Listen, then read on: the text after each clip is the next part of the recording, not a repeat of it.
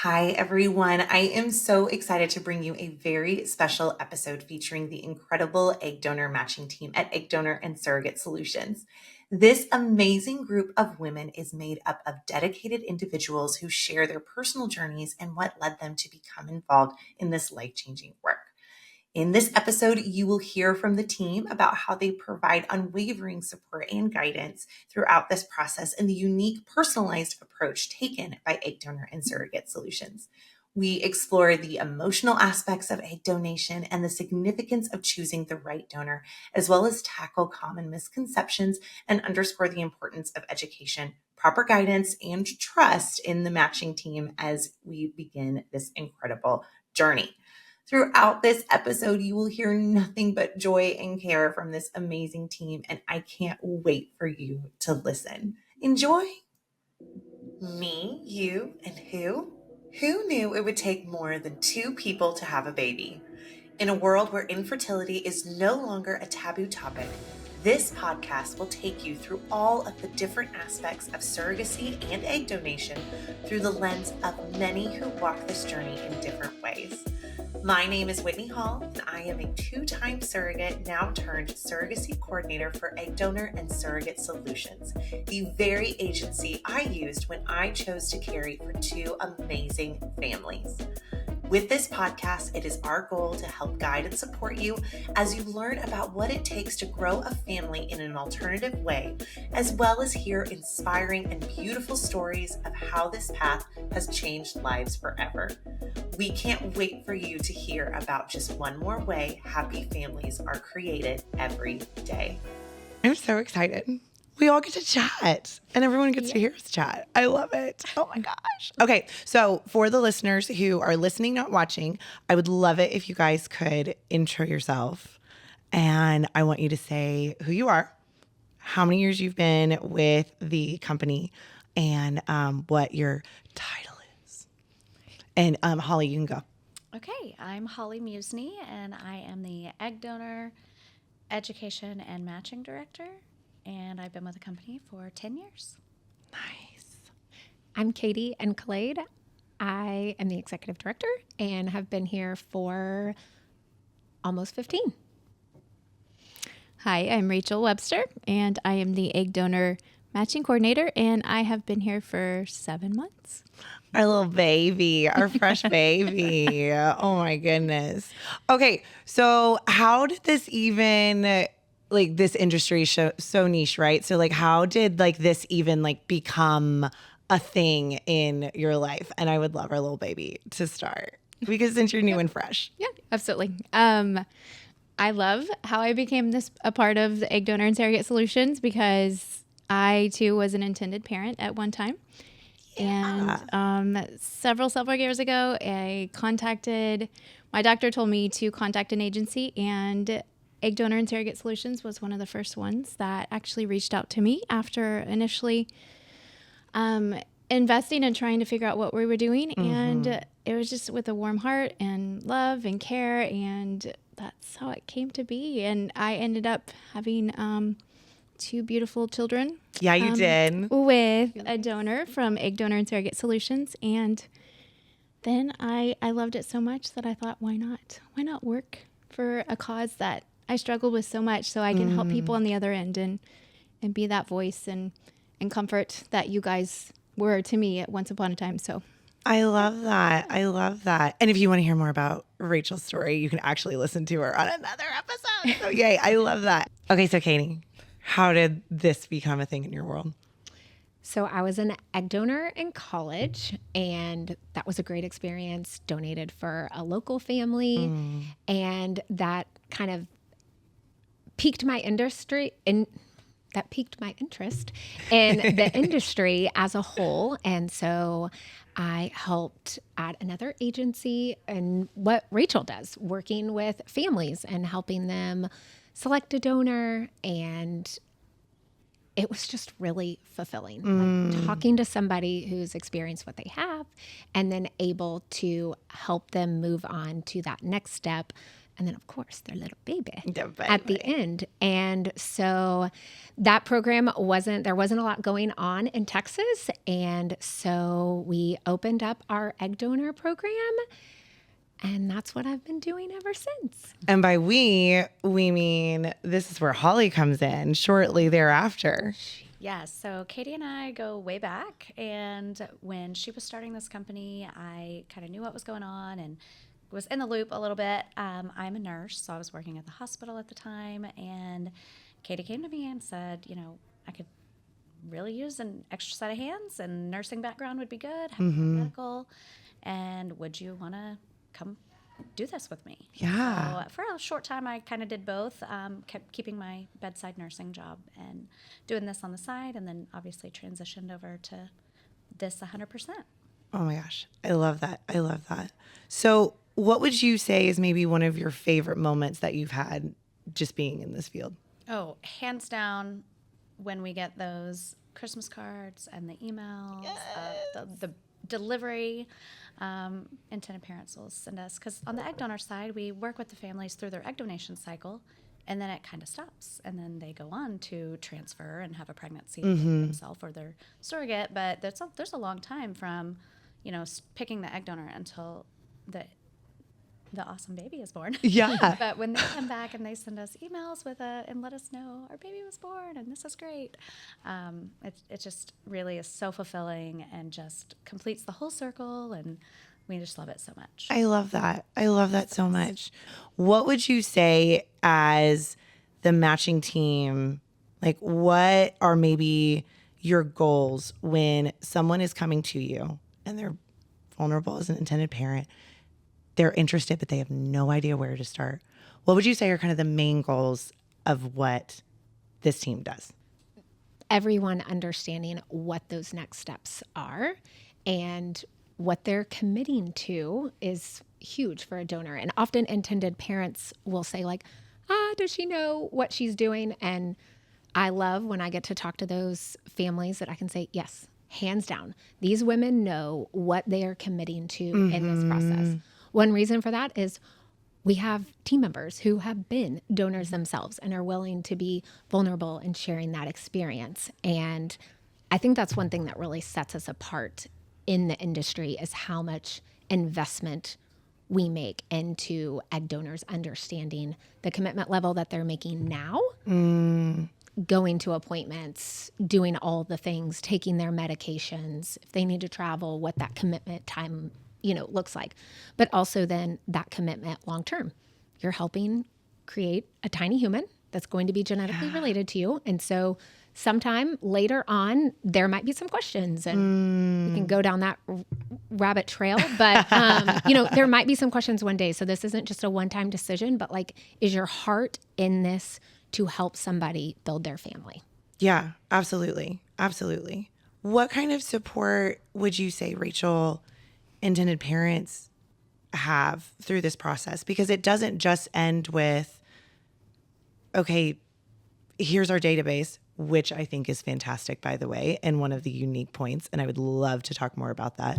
But what would you say is the support that an intended parent can expect to receive besides, here's the database, pick your donor, the end? Yeah. So I think the first thing is the first reach out that I give. I call those intended parents, and I want to hear their story. What they've been through, and it never gets old. All the struggles and just the ups and downs that they've been through. It's comforting to know that I think to them that I can tell them I've been through this. And I can empathize with them, and I understand everything they're going through, and it's fun to hear. The second I tell that, intended parents seem to open up a little bit more and then kind of share a little bit more. So it's nice to give them that, and then just I think they have trust then in me, and then they can start asking those questions that they didn't know they had, and all that. Yeah. And so I can support them that way and help them answer any questions that they have, and just guide them, and then let them know that it doesn't end here. You're also going to get a care coordinator that's going to take you hand in hand and help you throughout the entire process as well. So I help match you and guide you in any way I can to help you find a donor. And then it doesn't end there. You get a care coordinator right after that. Yeah. It'll help guide you through the entire process, through the end. Absolutely. And I think one of the biggest hurdles I know that obviously intended parents come with, whether this was how they were, like you said, everybody's story is so unique and different. But what would you say, and again, coming from the seat that you sit in of being that intended parent, when you have all of those fears and they're coming to you with that, how does the matching team give them that support? What would you say maybe are those common fears, and maybe some of those things just across the board, like, hey, this one we've got? Yeah. I think the biggest fear that I hear is, how do I even pick a donor? There's so many out there. Like, how do I know what the right one is? And it's hard to answer that question. I tell them what I went through. I said, this is what I did. You have to have that feeling, whether it's a picture, whether it's just something you read about, the woman that you're the donor, whether it's your husband helping you decide. But my donor, it was a picture when she was a little bit younger. And there was something about, it was just a picture, and it got me. And I was like, she kind of looks like me. And it was just that moment. And that's all I needed. Some people need a little bit more. Some people are like me. But I think just choosing the right donor. And then also it's, how am I going to love this child when I'm not genetically connected with them? Like, how is that even possible? And I think that's just a big question every intended mother comes to me and asks. And I tell them too, I was like, I can't explain it right now. When you get pregnant, it's like everything about egg donation goes out of your head. Like, that it happened naturally, and it was the way it was supposed to meant to be. Like, and then you get to carry that baby the entire time, and you're bonding with that baby, you're growing that baby, you're loving that baby, and it's just I can't, as I try to tell them, I'm like, I can't explain it. And then the day you have the baby, and I was like, and 100% my babies are mine. Like, and that was what was meant to be. And yeah, it's hard to explain when you're not going through it and you're not in that position yet, but that point. But I try to tell them, and it's embracing that beautiful story, right? Like, I think so many people, it's that brain shift of, this wasn't what I was expecting. And then I'm hearing from your perspective, having that education and guidance throughout the whole process. It's now just a part of your story. It's not a stumbling block. It's not I had to do this and, sort of thing. It's just a beautiful part of their story. I love that. What would, across the board, what would you say are maybe some of those, as far as education is concerned, what would you say are maybe some of those most common misconceptions? I think a lot of times people, before they're really educated on this process, they think it's similar to like donating blood. Or donating plasma. When they're first learning about this, it's like, oh, cool, I can do that, and that's quick. This is not quick. It's not quick. It's a commitment. Like, you're looking at, 4 to 5 months from start to finish. There's appointments. You're giving yourself injections. Like, you need the heart for this. It's not just something that you do on a whim.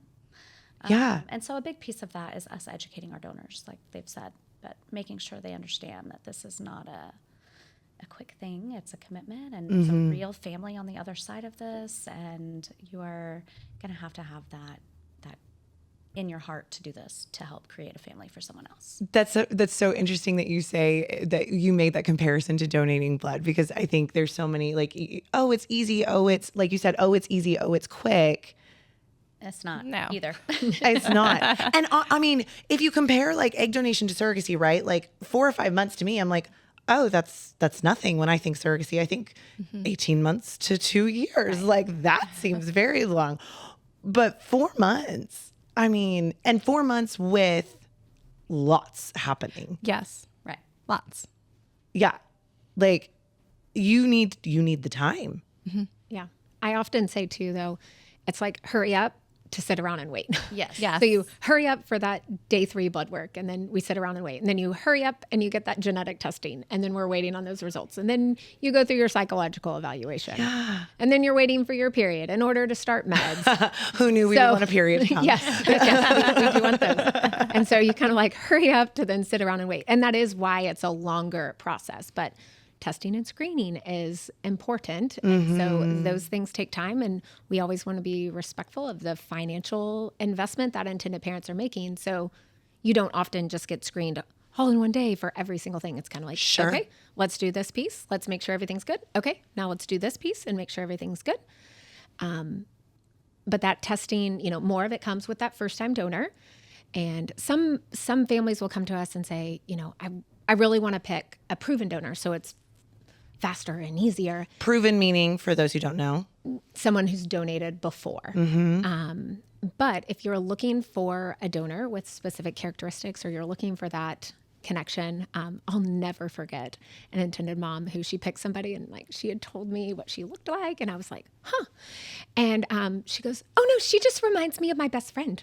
Like I could be friends with her. Like, and I just thought, that was the connection that she made. And she was like, no, she doesn't look anything like me, but I just fell in love with her, and I'm really excited that she's going to be my donor. Yeah. And so that's just another sweet way where, and then that translates right to her kiddo one day, that she gets to say, no, your donor was just like, friend.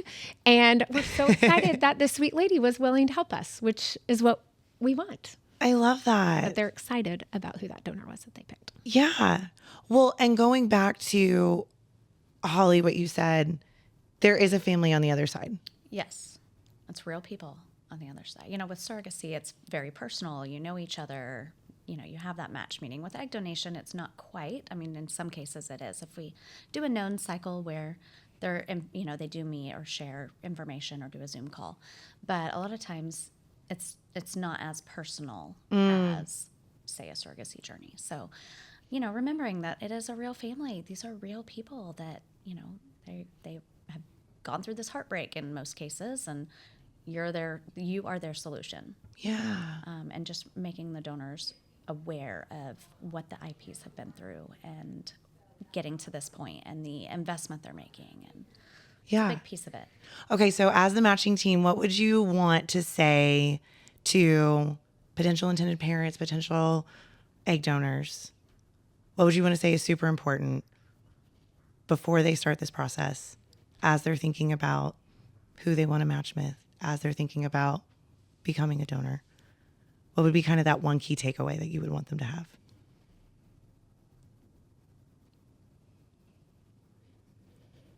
I'd want to say your journey's not over. This is not the end. Like, this is just the beginning. Get ready. I love that.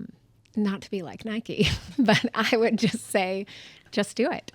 I've been in this industry for so long. I get the privilege of being friends with women that we help that have like 10 and 12-year-olds. And they love their babies. Yeah. And they're so glad that this was the process. I've heard a friend say, it was just about being a mom. It wasn't about how you got there or the intended fathers that we work with. I've talked to so many single or same-sex dads, and they've said, like, I'm a fabulous uncle. I just want to be a dad. Yeah. Rock on. You're right. Yeah. And so just this is your next step to parenthood. Mm-hmm. It's not as much about how you get there. That is important. And your child knowing their story is important. But like, you got lots of years with these babies. This is a small bit of it. And if egg donation is how you get there, that's amazing. Yeah. And from a donor perspective, I've never had a donor come back and be like, man, I can't believe I helped a family and donated in that way. Yeah, sure. We've had donors, you can read there are risks and complications to being a donor. And we've had many donors that have had risks and complications, and then they come back and they're like, but I got to help somebody and I got to make a difference. And they choose to help someone again. Yeah. I've never had a donor that regretted their decision. And it's a difference for like a whole family. we've had nurses in the industry that have referred their daughters to us to be donors because of the experience, that they had with us, but just that their girls started asking. And it's another cool way. Just last week or about 2 weeks ago, we had a surrogate who now has a child in college. She was like, my daughter is interested in helping through egg donation. Oh like my she gosh, was a I surrogate love for it. us 15 years ago, but she watched her mom help a family in a certain way. And now she's not gonna be a surrogate, but she's like, I could be an egg donor. Yeah. So just the decision to say yes and creating that family and the difference somebody gets to make. There's not a lot of other ways in this world that people can give back in that way. Yeah, absolutely. Absolutely. Well, you guys, I love you all. You're amazing. You do such a great job.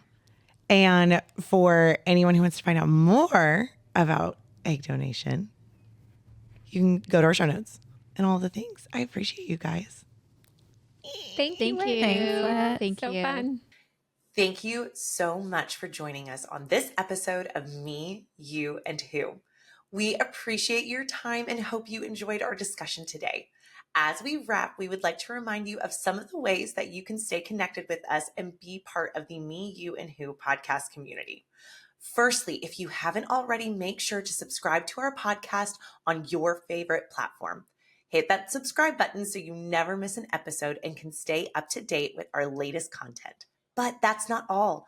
We also have an exciting YouTube channel where we share some bonus content, behind the scenes glimpses, and video versions of our episodes. Head over to YouTube and hit that subscribe button there as well. And don't forget to click the notification bell so you'll be the first to know when the new episodes go live. And for more exclusive updates, engaging discussions, and a chance to connect with fellow listeners. Be sure to follow us on our social media accounts. You can find us on Instagram, Facebook, and TikTok at Create a Happy Family. If you're interested in finding out more about creating a happy family, please visit us at www.createahappyfamily.com. Thank you again for being part of the Me, You, and Who community. Your support means the world to us.